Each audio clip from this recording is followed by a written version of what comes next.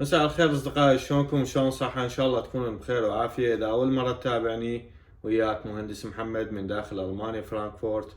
أقدم فيديوهات للناس اللي حابة تطلع على ألمانيا بشكل نظامي عن طريق الدراسة أو التدريب المهني أو العمل. عندنا جروب بالفيسبوك اسمه إنسايد جيرماني، راح أخلي لكم صورته هنا على الشاشة. بهذا الجروب نتناقش حول مواضيع الهجرة النظامية إلى ألمانيا. إذا عندكم أسئلة تقدرون تطرحوها بهذا الجروب.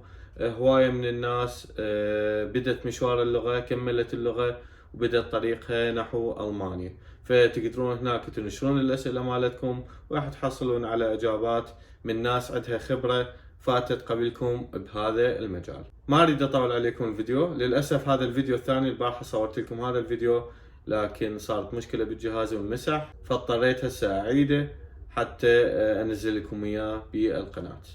الموضوع مالتنا اليوم مختلف شوية. دائما تجيني اسئلة على قناتي باليوتيوب او على الصفحة مالتنا بالفيسبوك: استاذ، اذا اني اجي المانيا اقدر اكون نفسي، اقدر اشتري بيت، اقدر اشتري سيارة، اقدر اسافر شوكت ما اقدر، كل هاي الامور. حبيت اسوي لكم فد فيديو بسيط اشرح لكم هل تقدر انت تشتري بيت، تقدر تشتري سيارة، تقدر تكون نفسك، تقدر تجمع مبالغ مالية من راتبك اللي انت يعني تستلمه من صاحب العمل.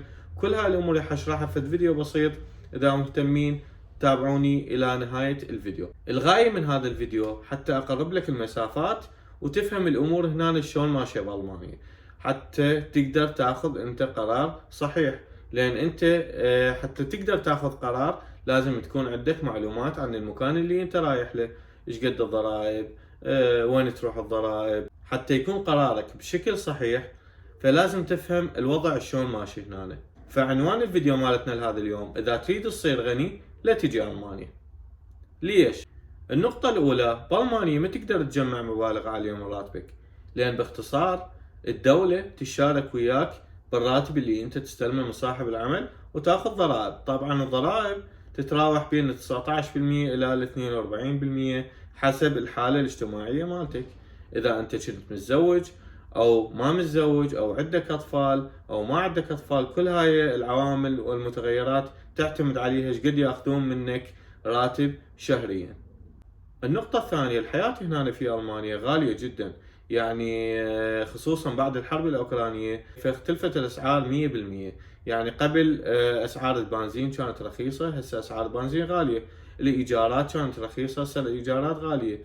التسوق بصورة عامة، البضائع يعني مقارنة قبل، أتذكر أنه قبل الحرب الأوكرانية أنه تفوت أنت مثلا إلى السوبر ماركت تتسوق مثلا ب50 يورو تملي عربة تسوق، هسه لا، 50 يورو تشتري لك كم حاجة.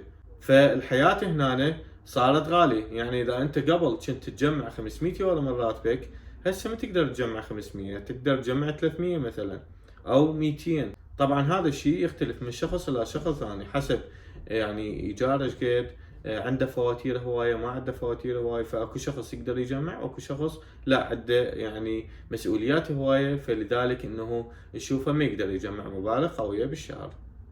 النقطة الثالثة، اذا ما عندكم شهادة هنا في المانيا حتتعبون كلش. ليش؟ لان اللي ما عنده شهادة هنا في المانيا راح يكون راتبه جدا قليل، واللي راتبه جدا قليل انا شرحتها بالنقطة الثانية.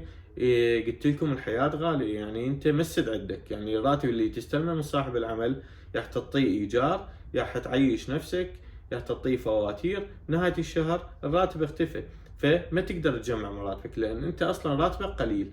وراح تضطرون تشتغلون شغل ما يطلب شهادة، مثل المطاعم، السكيورتي، التنظيف، توزعون باكيتات بالدي اتش ال. طبعا كل الاحترام لهاي المهن، انا ما دا اقلل من عندها، لكن انا دا اشرح لكم الوضع شلون يصير. هاي المهن رواتبها قليله، فلذلك انت ما تقدر تجمع مبالغ قويه كل شهر. اما اذا عندكم شهادات باختصاص معين فالراتب مالتكم اللي راح تستلموه من صاحب العمل اكيد اعلى، وبهاي الحاله تقدرون توفرون من راتبكم الشهري اللي تستلموه من صاحب العمل. فانصحكم انه حاولوا تحصلون على شهادات، حاولوا تكسبون فد خبرة معينة، حاول اذا انت عندك مثلا شهادة جامعية ترجمها تعادلها حتى تقدر تشتغل باختصاصك. يعني تعلم شغلات جديدة، افهم على اختصاصك حتى تقدرون تشتغلون بالاختصاص اللي انتم تخرجتوا من عنده. النقطة الرابعة، هنا في ألمانيا كل ما تكون مجتهد كل ما يزيد راتبك. يعني شلون؟ يعني كل ما تكون عندك خبرة كافية بالمجال اللي انت تخرجت منه كل ما تستلم راتب اكثر، كل ما تطلب من الشركة راتب اكثر والشركة تعطيك هذا الراتب، لان الشركة محتاجة ناس كفاء واختصاصيين بمجالات معينة. فلذلك اذا انت يشوفك صاحب العمل متمكن من اختصاصك وايضا انه دا تتعلم، عندك شهادات خبرة، يوقف وياك على الراتب اللي انت تطلبه من صاحب العمل يعطيك اياه، لان هو محتاجك، لان سوق العمل محتاج ناس كفاء وناس عندهم خبرة بالمجال مالتهم. فلذلك الراتب اللي انت تطلبه من صاحب العمل راح يعطيك اياه، وبهاي الحالة تقدر توفر اكثر من راتبك الشهري. النقطة الخامسة، بألمانيا تقدر تشتري بيت، تقدر تشتري أحلى سيارة، لكن الفكرة وين؟ الفكرة إنه مثلا أسعار البيوت هنا في فرانكفورت من نص مليون يورو إلى مليون يورو، فمستحيل إنه شخص واصل جديد إلى ألمانيا عنده هذا المبلغ. فبهالحالة أنتوا لازم تروحون للبنك. هنا يعني أكثر الناس تروح للبنك تقول له مثلا هذا عقد العمل مالتي، هذا اللون أبغى شنو مالتي اللي هو الكشف الحساب مال الراتب، اريد اني اشتري البيت الفلاني، ويقول لك مثلا اني اخذ منك 1000 يورو شهريا. انت هاي ال1000 يورو بدل ما تعطيها للايجار اللي انت قاعد بيه وما قاعد تستفاد منه، فتقدر تعطيها للبنك ويعتبر هذا بيتك. وايضا تقدرون تشترون سياره، مثلا تروح انت على شركه BMW، تروح على شركه مرسيدس، تقول له مثلا انا اريد السياره المعينه، يقسط لك اياها، تقول له مثلا انا عندي 5000 او ما عندي، يقول لك مثلا انا اخذ منك بالشهر 300 يورو او 400 يورو او 200 يورو. فهذا الشيء حسب الاتفاق بينك وبين البنك او بين الشركه اللي انت حسوي وياها العقد. كله بالموضوع انه انتم ما تقدرون تشترون بيت مباشره الا عن طريق البنك، الا اذا عندكم مبلغ قوي هنا، وما اتصور هذا الشيء لان انت كشخص واصل جديد الى المانيا فراح تكون بدايه حياتك، فلذلك العمليه تتم عن طريق البنك. النقطه السادسه، ممكن انت بالعراق تجمع مبالغ قويه. يعني انا من الناس كان راتبي يوصل لحد ال 3000 دولار، ومثل ما تعرفون بالعراق ما عندنا ضرائب، يعني 3000 دولار قبل بجيبك. بس الموضوع هنا مو موضوع راتب، لان انت لا سمح الله اذا صار بيك مرض معين او احتاجت عمليه معينه فما عندك تامين صحي، شكو مبلغ جمعته راح تروح تعطيه للطبيب او راح تروح تعطيه للمستشفى. لكن هنا في المانيا انت تعطي جزء من راتبك الى التامين الصحي، وجزء من راتبك الى التقاعد، جزء من راتبك الى البطاله حتى تساعد الناس اللي فاقده عملها او ما عندها عمل. وبهاي الحاله انت راح تكون مؤمن صحيا، اذا تريد تراجع الطبيب او تريد تراجع مستشفى او صارت عندك حاله طارئه، فالتامين الصحي بهاي الحاله يتحمل كل التكاليف مالتك وانت ما تدفع ولا فلس. حاولوا يكون تفكيركم مو تفكير مادي، حاول تفكر انت بالشغلات الايجابيه الموجوده خارج العراق وتقارنها ويا العراق وتشوف هل هذا الشيء حيفيدك او هذا الشيء ما يفيدك. كل شخص هو حر بقراراته، لكن لازم يفهم الوضع شلون ماشي هنا حتى يقدر يقارن بين العراق والمانيا، حتى يقدر يقارن بالخدمات اللي يقدموها هنا او الخدمات اللي يقدموها بالعراق، حتى تقدر تاخذ قرارك بشكل صحيح وما تتندم عليه بالمستقبل. هنا في ألمانيا تقدر تتطور علميا. يعني شلون؟ يعني انتو عندكم هدف معين تريدون توصلوا له، ما حد يقدر يوقف بطريقك، تقدر توصل للهدف مالتك، والدولة تدعمك، الجامعة تدعمك، وتحصل على شهادات وراها شهادات خبرة، وتقدر تشتغل بالمجال اللي انت تحلم بيه. وما حد يقدر يقول لك انه هذا المنصب لا بس للألمان. فدائما نسمع هاي العبارة انه الألماني يكون رقم واحد والاجنبي يكون جوا. لا، انت تقدر توصل للهدف مالتك، تقدر تلزم منصب وانت تكون رقم واحد. هذا الشيء ما حد يقدر يقول لك لا، لكن يتطلب من عندك اصرار وعزيمة. اذا عندك هذا الشيء تقدر توصل له، مو في شيء صعب.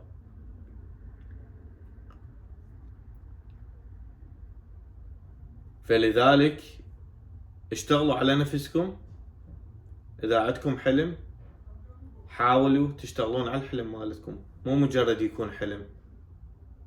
حاول تبني خطوات شلون تدرج وتوصل الى الهدف مالتك. وتذكرني بيوم من الايام اذا انت عندك يعني اصرار وعزيمة توصل للهدف مالتك. والدليل بهذا الشيء اغلب المستشفيات هنا الموجودة في المانيا تلقى رئيس الاطباء هو طبيب عربي. المهندسين تلقيهم مثلا لازمين مناصب. فانت تقدر تكون واحد من عندهم، مو في شيء صعب. اني من الناس مثل ما قلت لكم كان الموضوع الي مو فد شيء مادي، يعني اقدر استفاد فلوس انا بالعراق، لكن في المانيا اكو قانون ما يظلمك، اكو ناس تحترمك، ما حد يقدر يستهين بقراراتك، ما حد يقدر يستهين برأيك. كل هاي الامور هي مهمة بالنسبة لي، مهمة بالنسبة لكم ايضا. فحاولوا لا تفكرون بس بالشيء المادي، اكو فد شيء اهم من المادة. النقطة الاخيرة عندنا، عندك حرية التنقل. يعني شلون؟ يعني انتو ناويين تجون الى المانيا، بيوم من الايام راح تحصلون الجواز الالماني، وهذا الجواز الالماني يسهل لك دخول دول العالم. تفوت بزودك، انت عندك الجواز الالماني، لان هذا الجواز جواز قوي يفوتك الى كل دول العالم. ماكو داعي تروح تلزم سرة بالسفارة وتتوسل بيهم حتى يعطوك فيزا. ماكو داعي تخاف، خاف ما يفوتوني بالمطار، خاف يأخروني. لا، انت عندك الجواز الالماني، تقدر تفوت اي دولة تعجبك، والدول الكبيرة بالمطار يعطوك الفيزا مالتك، ماكو داعي تسوي فيزا. فعندك حرية التنقل. فهذا الفيديو مثل ما قلت لكم راح يكون اذا تريد تصير غني لا تجي المانيا، لكن اكو فد شيء اهم من الفلوس هي اللي شرحتها.